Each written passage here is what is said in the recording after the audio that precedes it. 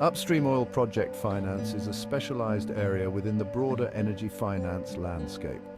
It plays a crucial role in the development and sustainability of the oil and gas industry, ensuring that projects can move from the conceptual stage to full-scale production.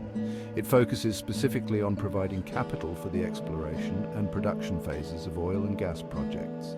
These phases are critical as they determine the feasibility and potential profitability of the entire venture.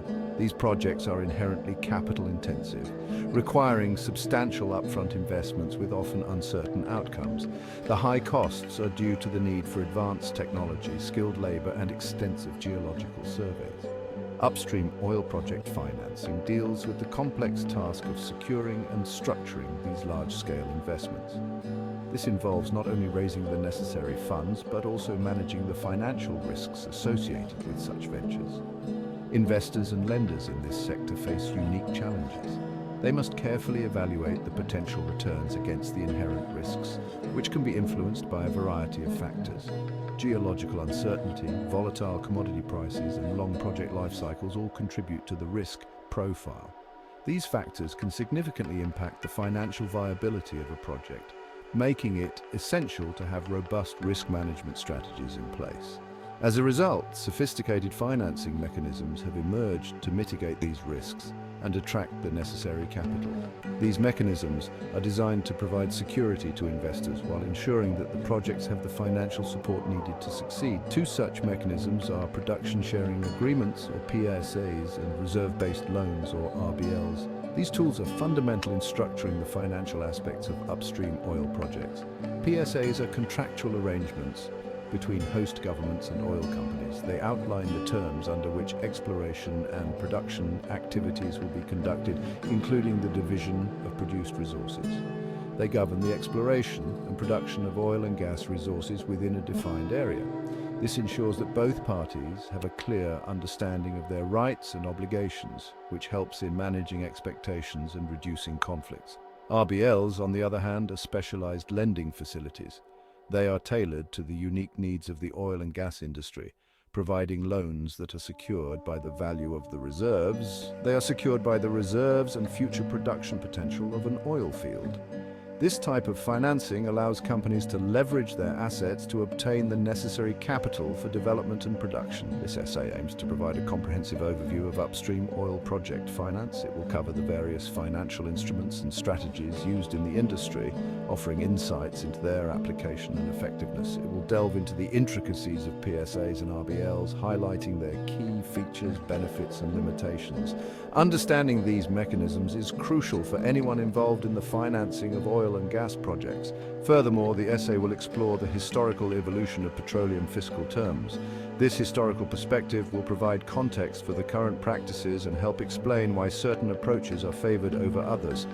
It will analyze how these historical developments have shaped the current landscape of upstream oil project finance. By examining past trends and their impact, we can better understand the future direction of the industry and the financial strategies that will drive its growth. One of the fundamental challenges in upstream oil project finance is the allocation of costs and revenues. This process is crucial because it determines how the financial burden and benefits are shared among the various stakeholders involved in the project. These stakeholders can include oil companies, host governments, investors, and sometimes even local communities. Each party has its own interests and expectations, making the allocation process a delicate balancing act. Oil fields don't produce at a constant rate throughout their lifespan. The production rate can vary significantly due to a range of factors, including geological conditions, technological advancements, and operational efficiencies. Understanding these variations is essential for accurate financial planning and risk management. Instead, production typically follows a bell curve, starting slow, peaking, and then gradually declining. This bell curve is a well-documented phenomenon in the oil industry and is used to model the expected production life cycle of an oil field. The peak production phase is often the most profitable, but it is also the most challenging to manage due to the high operational demands. This production curve dynamic creates complexities when determining how to share the financial risks and rewards between the parties involved. The initial investment is substantial and the returns are uncertain, making it crucial to have a well-thought-out allocation strategy. This strategy must account for the varying production rates and the associated financial implications.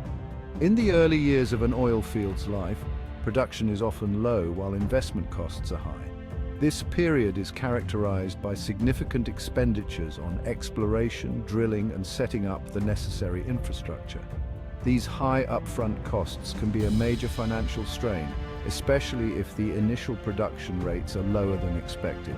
This period is often referred to as the cost recovery phase. During this phase, the primary focus is on recouping the initial investment. The financial models used during this phase are designed to ensure that the oil company can recover its costs as quickly as possible, thereby reducing financial risk. During this phase, the oil company focuses on recouping its initial investment in exploration, drilling, and infrastructure. This is a critical period because the success of the project hinges on the ability to recover these costs. Failure to do so can result in significant financial losses and may even jeopardize the entire project. The allocation of revenue during this phase needs to ensure the oil company can recover its costs within a reasonable time frame. This often involves complex financial modeling and negotiations to determine the most equitable way to distribute the limited revenue generated during this period. As production increases and the project moves into the profit-sharing phase, a different set of allocation issues arise. This phase is typically more lucrative, but it also brings new challenges in terms of how to fairly distribute the profits among the stakeholders. The host government, having granted access to its natural resources, seeks a fair share of the profits generated. This is often a contentious issue as the government aims to maximize its revenue while the oil company seeks to ensure a reasonable return on its investment. Determining this fair share is complex and often involves negotiations around royalty rates, tax regimes, and profit-splitting mechanisms. These negotiations can be lengthy and complicated, requiring a deep understanding of both the financial and operational aspects of the project. The allocation of costs and revenues becomes even more nuanced when considering factors like fluctuating oil prices, unexpected production issues, and changing tax regulations. These variables add layers of complexity to the financial models and require constant adjustments to ensure fairness and transparency. Upstream oil project finance requires sophisticated contractual arrangements like PSAs to address these complexities. Production sharing agreements, PSAs, are designed to provide a clear framework for how costs and revenues will be allocated throughout the project's lifecycle. These agreements provide a framework for managing risk, aligning incentives, and ensuring a fair and transparent distribution of benefits throughout the project's lifecycle. They are essential tools for mitigating the financial risks associated with the variable production rates and the high initial investment costs. By clearly defining the roles, responsibilities, and financial expectations of each party, these agreements help to create a more stable and predictable financial environment for the project. Production sharing agreements, or PSAs, are the most prevalent contractual framework governing upstream oil and gas projects, particularly in developing countries. These agreements have become a cornerstone in the global energy sector, shaping the way resources are managed and profits are shared. These agreements establish a legal and fiscal framework for the exploration, development, and production of hydrocarbons between a host government and an oil company, often an international oil company, or IOC, or a consortium of companies. The negotiation process is intricate, involving multiple rounds of discussions to ensure that both parties' interests are adequately protected. A PSA outlines the rights and obligations of both parties involved.